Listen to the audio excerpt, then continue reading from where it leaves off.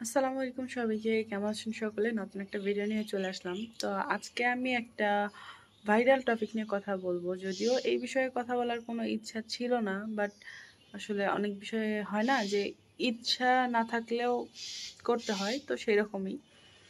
এই যে ট্রেন্ডিং একটা টপিক, আসলে আমি বলতেই চাচ্ছি না, তারপরেও বলতে হচ্ছে।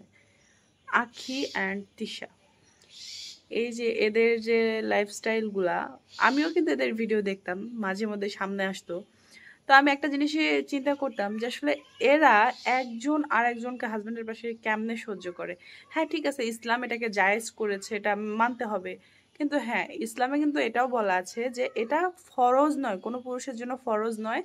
যদি কোনো আবার সেই মেয়েকে করতে বলা হয়েছে যে হচ্ছে ডিভোর্সি বা অবহেলিত, সমাজে লাঞ্ছিত, বঞ্চিত, হচ্ছে বা বিধবা, আবার দেখা যায় গরিব বা আমার সন্তান। হ্যাঁ, আঁকির ক্ষেত্রে সে বিষয়টা ঠিক আছে, কিন্তু এখানে অনেকগুলো কারণ উঠে আসতেছে, অনেকে অনেক রকমের মন্তব্য করতেছে। সত্য মিথ্যাটা জানি না। অনেকে বলতেছে যে আহ আখি মেয়েটাকে নাকি হচ্ছে তার যে বান্ধবী মানে তিশা, সে হচ্ছে নিজের থেকে বিয়ে করাইছে তার হাজব্যান্ডকে দিয়ে, শুধু এইটা বোঝানোর জন্য যে আমিও সতীনের সংসার করতে পারি।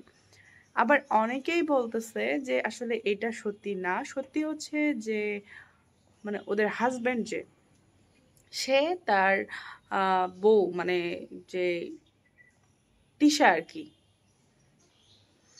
মানে তিশাও এই বিয়েতে রাজি ছিল না, তার হাজব্যান্ড তাকে রাজি করিয়েছে যাতে হচ্ছে দুই সতীনের ভিডিও করে তারা ব্লগ করতে পারে এবং এটা থেকে তাদের একটা ভালো আর্নিং সোর্স তৈরি হবে। মানে ব্লা ব্লা ব্লা, যাই হোক, এগুলো নিয়ে আমি কথা বলতে চাচ্ছি না। তো এগুলো কোনটা কতটা সত্যি তাও জানি না। আবার অনেকে তো এটা বলতেছে যে এই যে আখি চলে গেল, এটা হচ্ছে একটা নতুন নাটক, এটাও হচ্ছে একটা ভিউ ব্যবসায়ের জন্য একটা নতুন নাটক। আমি এক্সাক্ট জানি না। তো যাই হোক, সবার প্রথমে আমি যেটা বলবো যে আসলে আমরা মেয়ে মানুষরা এমন, আসলে সবাই কিনা জানি না, আমার কাছে মনে হয় না খেয়ে যদি মরেও যাই তারপরেও এমন কাজ করব না, নিজের হাজবেন্ডকে অন্য কারোর সঙ্গে শেয়ার করা।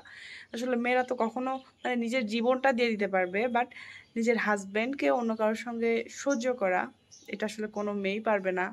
হ্যাঁ, ওই যে বললাম ইসলাম জায়েজ বলেছে, কিন্তু আমরা মেয়েরা আসলে মানতে পারি না। তবে হ্যাঁ, এই যুগে প্রত্যেকটা হাজবেন্ড যদি দুইটা বিয়েও করে বা চারটা বিয়েও করে, সব স্ত্রীকে সমানভাবে দেখতে পারে না। আর ইসলামে কিন্তু এটা বলা আছে যে যদি কোনো পুরুষ মানে তার যে কয়টা স্ত্রী আছে, দুইটা বা চারটা, তাদেরকে সমানভাবে যদি দেখতে না পারে, বা যদি কোনো পুরুষ ধরেন দ্বিতীয় বিয়ে করার চিন্তা করতেছে, সেই পুরুষ যদি তার দ্বিতীয় বউ এবং প্রথম বউকে সমানভাবে দেখতে না পারে, তার জন্য একটা বিয়েই ফরজ। আসলে এখন এসব কথা বলতে গেলে অনেকে অনেক রকমের হাদিস বলবে, অনেক রকমের ফতোয়া দেবে, তো ওইসব বিষয় আমি কানেও নিতে চাচ্ছি না। সব থেকে বড় কথা যেটা হচ্ছে যে আসলে ওই যে না খেয়ে মরলেও এরকম কাজ কোনো মেয়ের দ্বারা মানে করা পসিবল হবে না আমার মনে হয়। কারণ আমার মতো মেয়ে না খেয়ে মরলেও এই কাজটা কখনো করবে না। হ্যাঁ, ইসলাম জায়েজ বলেছে, তবে ইসলামিক ওই যে বললাম এটাও আছে যে সব স্ত্রীকে সমানভাবে দেখতে না পারলে একটা বিয়েই ফরজ, বরঞ্চ তখন দ্বিতীয় বিয়ে করাও হারাম, কারণ সমস্ত স্ত্রীকে সমানভাবে দেখতে হবে। যাই হোক, এটা গেল। আর এই যে আখি তিশা, ওদের হাজবেন্ড, এখন ওদেরকে অনেকজনই অনেকভাবে হচ্ছে প্রেজেন্ট করতেছে, এক্স্যাক্ট কোনটা সত্য কোনটা মিথ্যা আমরা এটা কেউ জানি না। তো অনেকে তো বলতেছে ওরা ভিউ ব্যবসায়ের জন্য এসব করতেছে। যাই হোক, সেটা তাদের ব্যাপার। আসলে সত্য মিথ্যা কি জানি না, তবে ওরা ভালো থাক। হয়তো ওদের মনটা অনেক উদার, ওরা একজন আরেকজনের সঙ্গে নিজের হাজবেন্ডকে শেয়ার করতে পারে। আমাদের মতো মেয়ে হয়তো বা পারবে না, কারণ আমরা নিজেরা মরে গেলেও হাজবেন্ডের ভাগটা কাউকে দিতে পারবো না। সুতরাং ওরা আবার এক হয়ে যাক, যত ঝামেলাই থাক সব কিছু মিটে, মানে সব কিছু মিটমাট হয়ে আর কি সমাধান হয়ে যাক, সবাই ভালো থাক, এটাই আমরা চাই। মানে জনগণ আর কি, জানি না বাকি সবাই কি চায়, আমার মতো এটাই চাই আমি আর কি, এটাই চাই।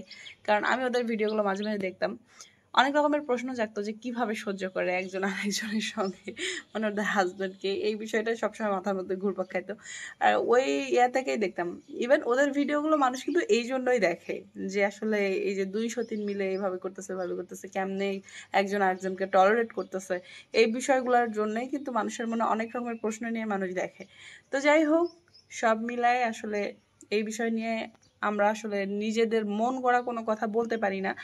আমাদের কিছু বলারও নাই, কারণ আমরা সত্য মিথ্যা কিছুই জানি না। তো এটা নিয়ে আর কিছু বলার নাই। সবাই ভালো থাকবেন। আল্লাহ হাফেজ।